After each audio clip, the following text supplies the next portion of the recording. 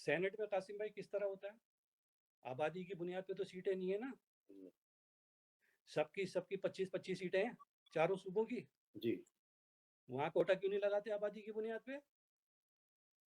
بھائی جب national assembly میں آبادی کی بنیاد پہ بقول جو بھی تم آبادی دکھاتے ہو اس کی بنیاد پہ تم سیٹیں رکھتے ہو، صوبائی اسمبلی میں آبادی کی بنیاد پہ تم سیٹیں رکھتے ہو، تو تم نے سینٹ میں آبادی کی بنیاد پہ سیٹیں کیوں نہیں رکھی؟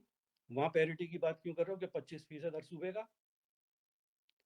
عدالت میں آپ جاتے ہیں تو میڈیکل کالجز میں داخلے ہوتے ہیں، یہ سب کوٹا سسٹم کی باتیں ہیں، یہ سب آبادی کی بنیاد پہ بات ہو رہی ہے۔ تو عدالت یہ بولتی ہے کہ جناب کوٹا یہ ہو جاتا ہے۔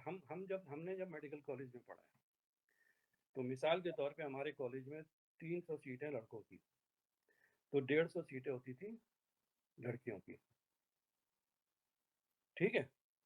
یہ تھا نا، ہمارے دور کی بات ہو رہی ہے جب ہم نے گریجویشن کی ہے، یعنی 300 لڑکے ہیں ڈاؤں میں تو 150 لڑکیاں آتی تھی، 450 کا بیچ تھا۔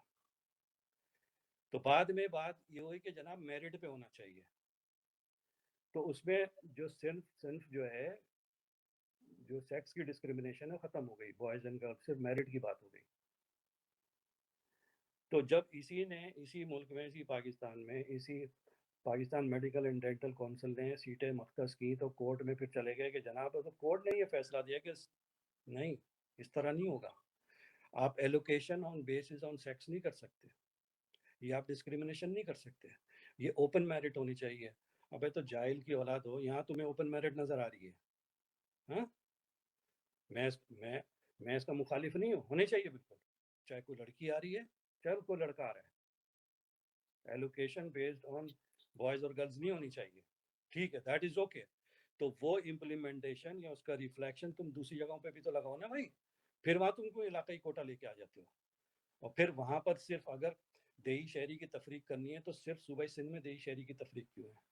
صرف صوبائی سندھ میں تم لسانی بل لے کے کیوں آتے ہو اسمبلی میں؟